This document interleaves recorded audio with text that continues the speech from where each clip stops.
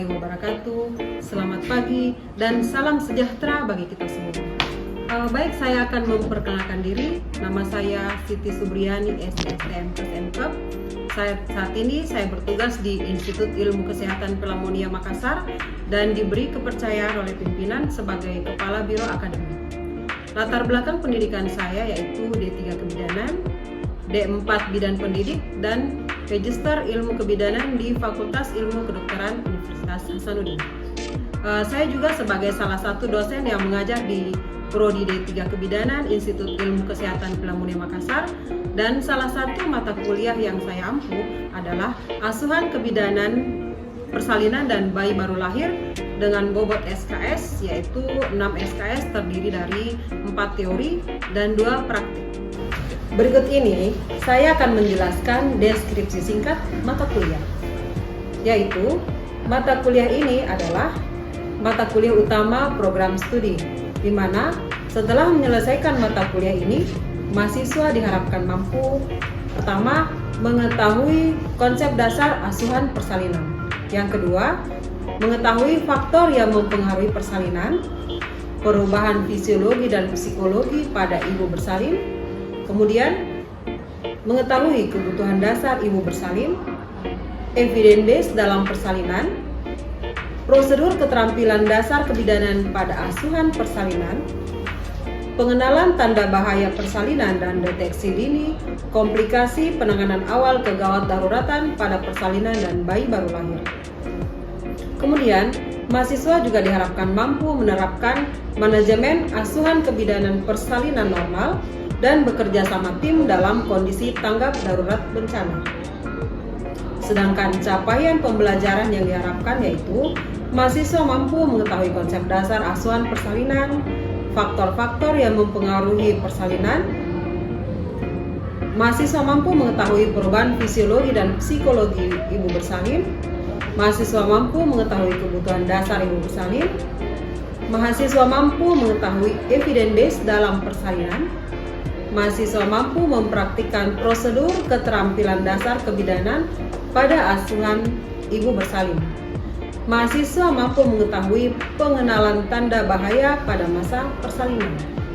Berikutnya, mahasiswa mampu mempraktikkan deteksi dini komplikasi dan penanganan awal kegawat daruratan persalinan dan bayi baru lahir. Kemudian, mahasiswa mampu mempraktikkan manajemen asuhan persalinan dan bayi baru lahir. Yang terakhir yaitu mahasiswa mampu mempraktikkan dan bekerja sama dalam tim pada kondisi tanggap darurat. Untuk metode pembelajaran yang saya terapkan yaitu dengan metode DIA atau Delivery Interaction Assessment. Yang pertama yaitu metode ceramah atau penyampaian materi, yang diharapkan mahasiswa dapat memahami materi secara luas dan tepat. Tapi sebelum memulai materi, biasanya saya akan mereview kembali materi-materi pekan sebelumnya dengan tujuan mahasiswa dapat menyinkronkan antara materi yang lalu dan materi sekarang. Sedangkan untuk pembelajaran di lab, agar membuat mahasiswa lebih tertarik dan lebih fokus pada materi yang akan disampaikan, saya membuat small group discussion dan bedside teaching, agar pada hasil akhir mereka akan kompeten dalam memberikan asuhan persalinan dan bayi baru lahir. Berikut ini saya akan menunjukkan video proses pembelajaran. Selamat menyaksikan.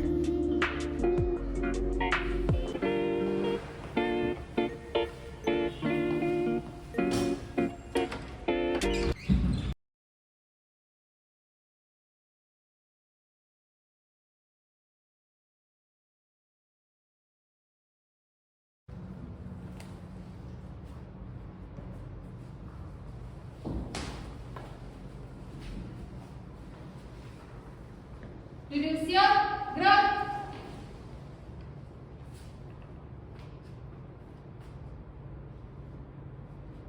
Lapor, mahasiswa Prodi D3 Kebidanan siap mengikuti pelajaran hari ini. Laporan saya terima, lanjutkan sesuai rencana. Kerjakan. Siap, kerjakan. Sebelum memulai pelajaran hari ini, mari kita berdoa sesuai agama dan keyakinan masing-masing. Doa dimulai.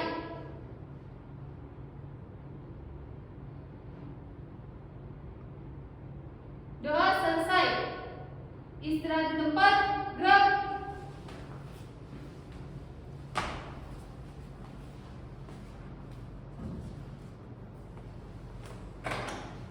Assalamualaikum warahmatullahi wabarakatuh. Selamat pagi. Luar biasa, tetap semangat. Baik, sebelum kita mulai materi ini, silakan mahasiswa melakukan absen.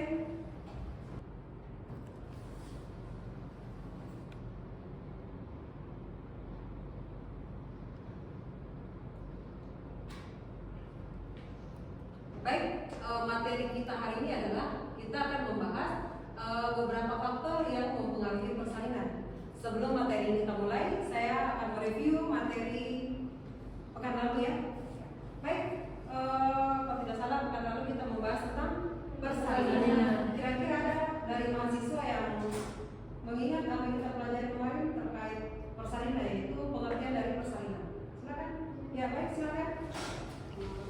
Izin menjawab, persalinan atau biasa juga disebut dengan partus adalah suatu proses hasil konsepsi yang hidup dalam uterus dan dikeluarkan melalui vagina keluar ke dunia luar. Ya baik, itu tadi review dari rekannya. Mungkin ada yang lain yang mau menanggapi, silakan. Ya silakan, Sarsiani. Izin Ibu menambahkan, persalinan adalah suatu proses di mana seorang wanita melahirkan bayinya. Diawali dengan kontraksi uterus yang teratur dan puncaknya pada saat pengeluaran bayi dan plasenta. Dan selanjutnya, proses persalinan ini berlangsung selama 12 sampai 14 jam. Ya, baik. Nah bagus sekali ya, kedua temannya ini sudah menyampaikan materi kemarin tentang pengertian dari persalinan.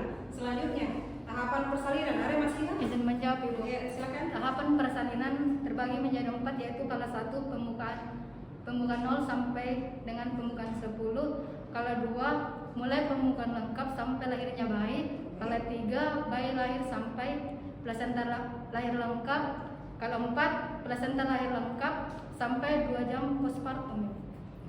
Itulah tadi ringkasan materi kita sebelumnya ya. Baik, kita akan masuk ke materi kali ini, yaitu faktor yang mempengaruhi persalinan. Yang pertama adalah passage ya, di mana passage itu adalah kita membahas tentang ukuran panggul ya, dan otot dasar panggul. Nah, kita lihat pada gambar yang ada di layar ini, tampak semua ya. Panggul tersebut, otot-otot yang mendukung panggul tersebut. Nah, ini gambaran secara detail. Ini adalah panggul yang menopang nanti bayi pada saat mulai persalinan, mulai kehamilan sampai persalinan ya. Jadi modelnya seperti ini. Paham semua ya? Siap. Ini adalah model panggul. Baik, selanjutnya kita membahas yaitu power, yaitu his adalah kontraksi otot rahim pada saat persalinan. Nah, yang berkontraksi pada saat persalinan ini kita lihat ya, adalah lapisan kedua dari uterus ya. Ini dia yang akan berkontraksi pada saat persalinan, namanya myometrium. Otot itulah yang berperan dalam pada saat kontraksi persalinan ya. Kemudian di sini ada tenaga mengedan dari ibu. Jadi meskipun kontraksinya bagus, kalau dari ibunya sendiri yang tidak ada tenaganya untuk mengedan, itu persalinan akan berlangsung lama. Kemudian ada passenger yaitu janin, ada yang namanya plasenta atau disebut juga dengan urin. Ya. Ini kita lihat gambaran dari plasenta. Kemudian ada air ketuban. Selanjutnya yang mempengaruhi faktor persalinan adalah penolong, ya, yaitu siapa kira-kira sini sebagai penolong? Bidan. Nah, jadi penolong di sini ya dalam hal ini bidan. Bidan di sini yang diharapkan adalah bidan yang kompeten, yang terlatih. Ya. Makanya mahasiswa sekalian kita persiapkan untuk menjadi bidan yang profesional yang mampu melakukan proses persalinan, di mana pada saat membantu proses persalinan ibu tidak mengalami kecacatan. Itu salah satu ya. Kemudian ada namanya psikologi dari segi kejiwaan, baik dari pasien maupun dari bidannya itu sendiri. Kemudian kita membahas yaitu bidang HOTS yang terkait dengan panggul. Nah, silakan mahasiswa sekalian, di hadapan mahasiswa sudah ada miniatur dari panggul ya. Semua bisa melihat? Ya, bisa dikeluarkan Pak.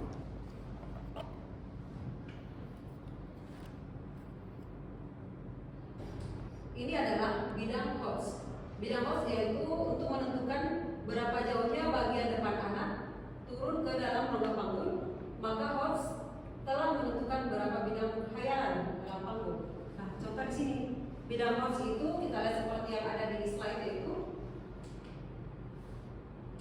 Ini menentukan sejauh mana turunnya bagian janin bayi ya. Kita lihat ini yang panggul. Ini janin jadi sini dia. Sejauh mana turunnya bayi dengan kita memberi tanda yang itu. Ini ya. HOTS 1. Baik, silakan masing-masing mahasiswa bisa melihat alat yang ada di depannya masing-masing. Nah, kita lihat ini adalah HOTS 1. HOTS 1 adalah sama dengan pintu atas panggul. Jadi HOTS 1 ini sama dengan pintu atas panggul. Kemudian bidang datar yang melalui bagian atas simfisis dan promontorium. Jadi ini adalah pinggir atas simfisis dan tulang yang menonjol ini adalah promontorium. Jadi jika kepala bayi ada turunnya mulai dari pinggir atas simfisis sampai promontorium seperti ini, itu dikategorikan dengan HOTS 1 ya. Kemudian HOTS 2 sejajar dengan HOTS 1 melalui pinggir bawah simfisis. Ini tadi HOTS 1 melalui pinggir atas simfisis sampai promontorium. Kemudian HOTS 2 melalui pinggir bawah simfisis. Pinggir bawah simfisis. Jadi dia sejajar dengan HOTS 1 setinggi pinggir bawah simfisis. Kemudian HOTS 3 sejajar dengan HOTS 1 melalui spina ischiatica. Jadi sejajar ya, mulai HOTS 1, HOTS 2 sejajar, kemudian HOTS 3 itu ini. Ada tulang yang menonjol, ini ya. Ini itu disebut spina ischiatica. Jadi HOTS 3 manakala kepala bayi turun setinggi ini, tulang yang menonjol yang bagian belakang ini, itu disebut HOTS 3. Kemudian HOTS 4 sejajar dengan HOTS 1 melalui ujung os coccyx atau disebut juga dengan tulang ekor. Itulah HOTS 4. Jadi kalau sudah HOTS 4 itu sudah di dasar panggul. Baik. Ada yang bisa mengulangi tadi? HOTS 1 seperti apa? HOTS 1 Bayi sejajar di atas panggul. Terus HOTS 2 itu sejajar dengan HOTS 1 melalui pinggir bawah simfisis. HOTS 3 itu sejajar dengan HOTS 1 melalui spina ischiatica. HOTS 4 itu sejajar dengan HOTS 1 melalui ujung os coccyx ya. Jadi os coccyx itu adalah tulang ekor ya. Ini tulang ekor.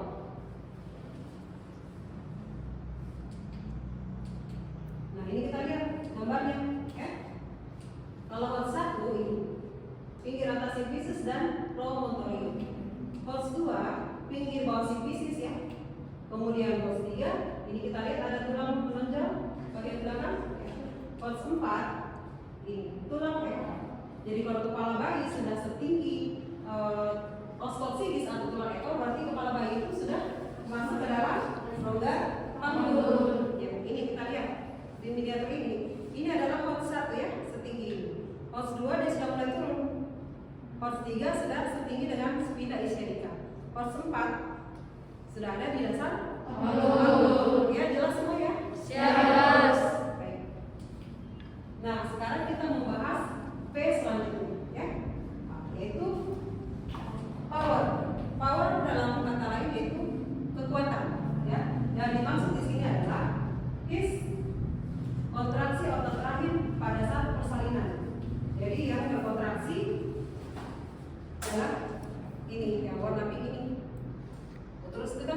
3 lapis.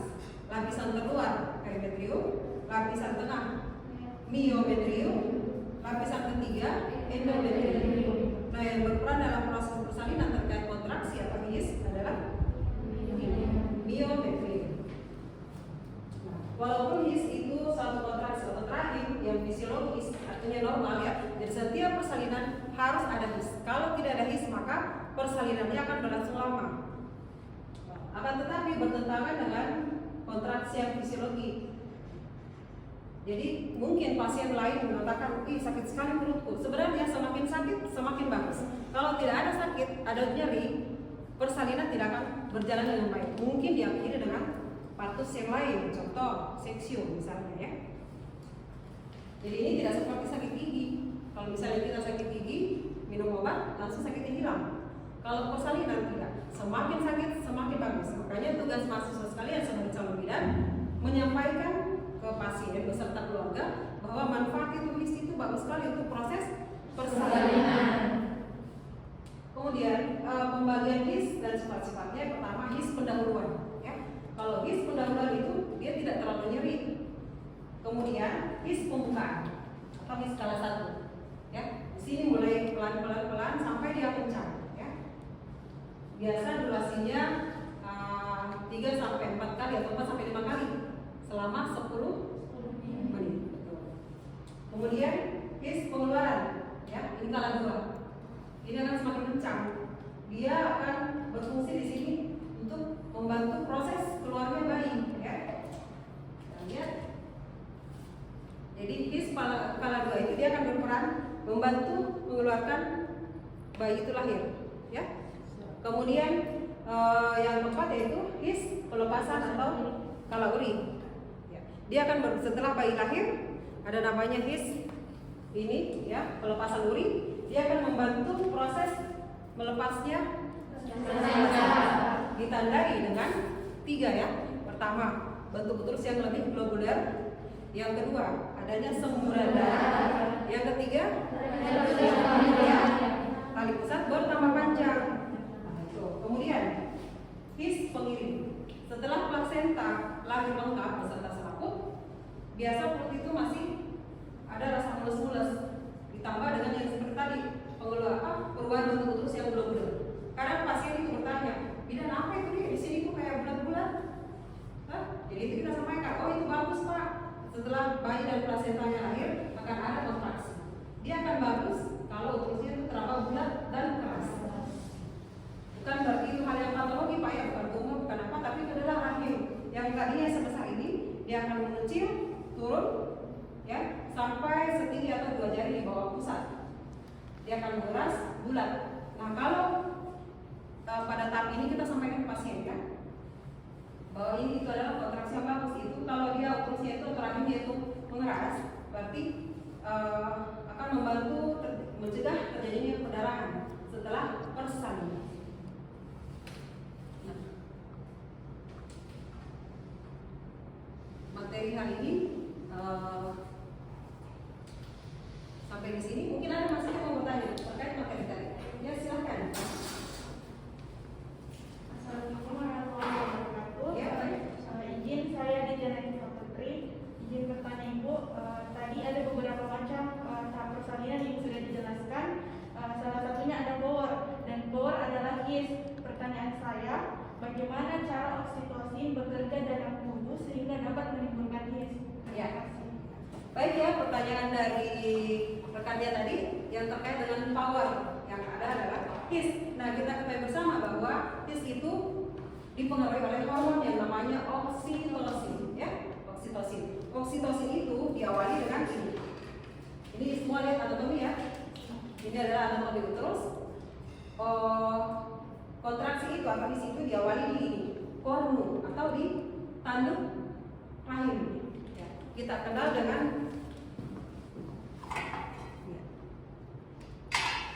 Jadi ini adalah uterus ya.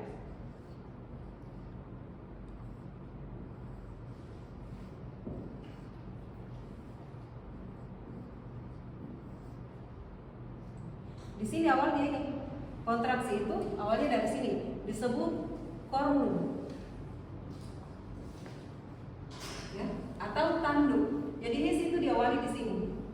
kemudian dia akan menjalar ke atas. Makanya kalau orang mengukur kontraksi itu bukan di tengah sini ya, bukan di badan sini, tapi di atas, di fundus. Ini namanya fundus uteri ya. Kalau di sini, kemudian otot-otot ini akan tertarik ke atas, menyebabkan porsio atau mulut rahim yang tadinya seperti ini,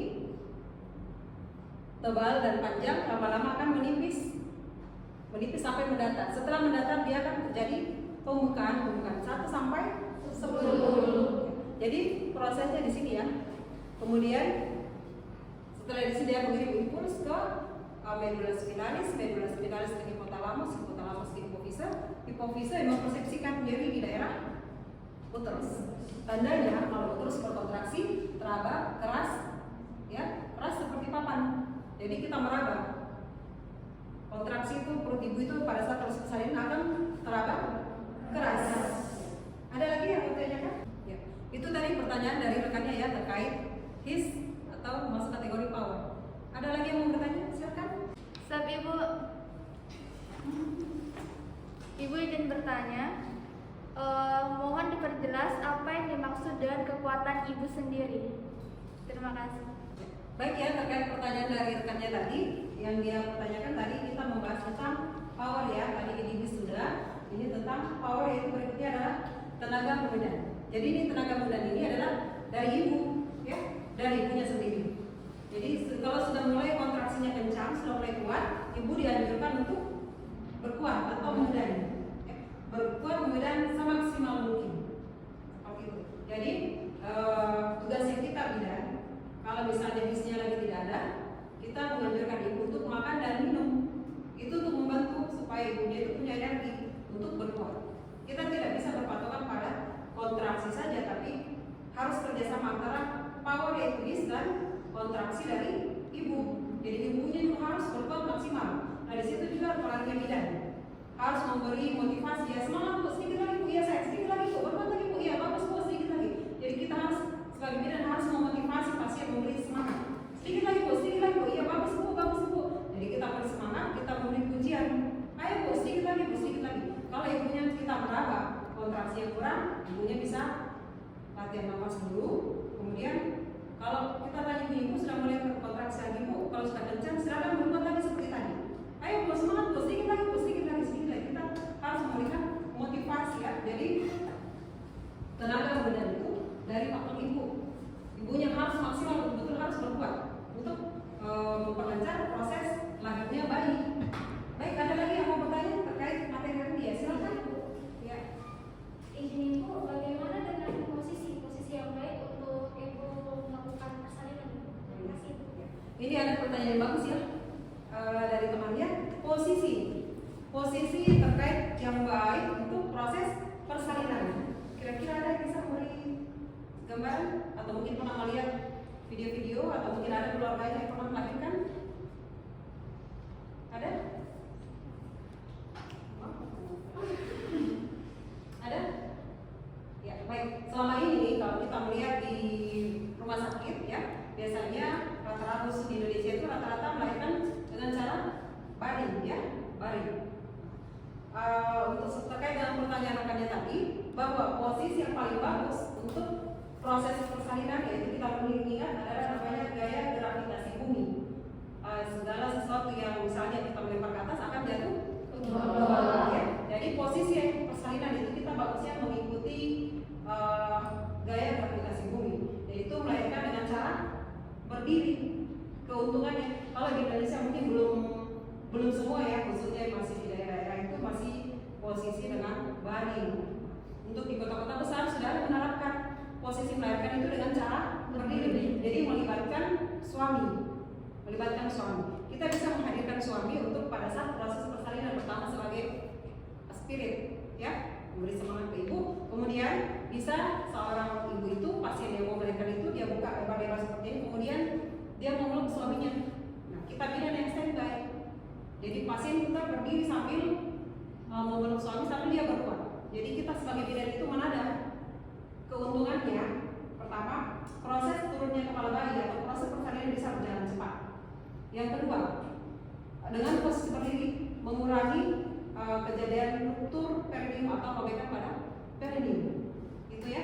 Semua cara itu bagus, kan? Tapi kalau pertanyaannya tadi yang terbaik, yang paling bagus itu posisi adalah cara berdiri. Ada lagi yang mau tanya? Cukup ya. Materi hari ini untuk pertemuan kali ini adalah sudah cukup. Mudah-mudahan apa yang disampaikan tadi, baik dari pertanyaan rekan-rekannya, kemudian teori-teori yang masuk hari ini, mudah-mudahan menjadi penambah inspirasi dan semangat buat rekan-rekan mahasiswa sekalian supaya bisa tambah semangat lagi, tambah fokus lagi untuk kedepannya. Karena ingat, kita ini adalah calon bidan, di mana tanggung jawab berat seorang bidan, ya.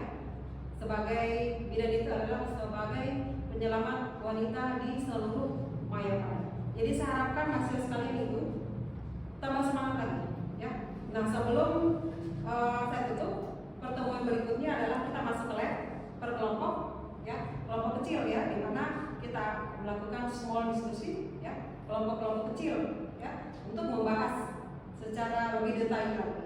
Nah, untuk itu saya memotivasi atau memberikan tugas kepada mahasiswa untuk membuat prakarya. Jadi tugas ini tugas per kelompok ya.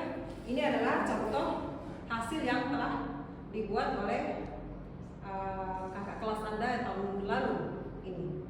Mereka membuat alat peraga, ini adalah plasenta, ini adalah anatomi uterus, ya. Kemudian ini adalah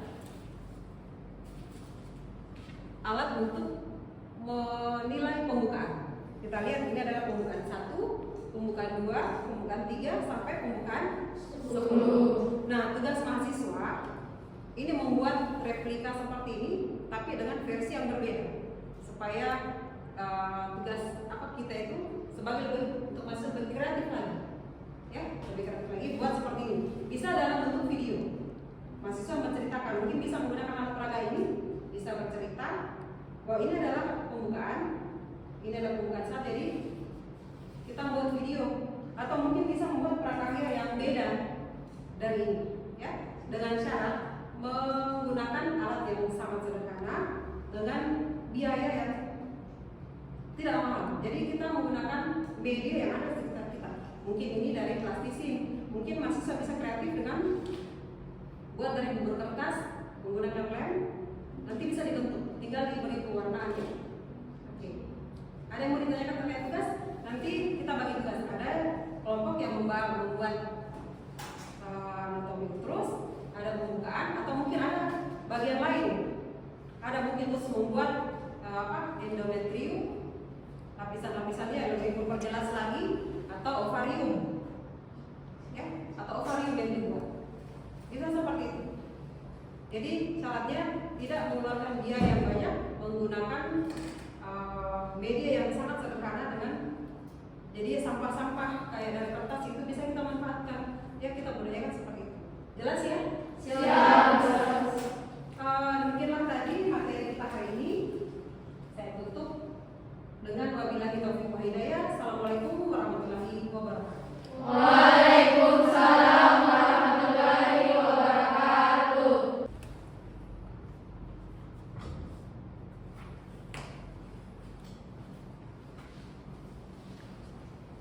Duduk siap, gerak.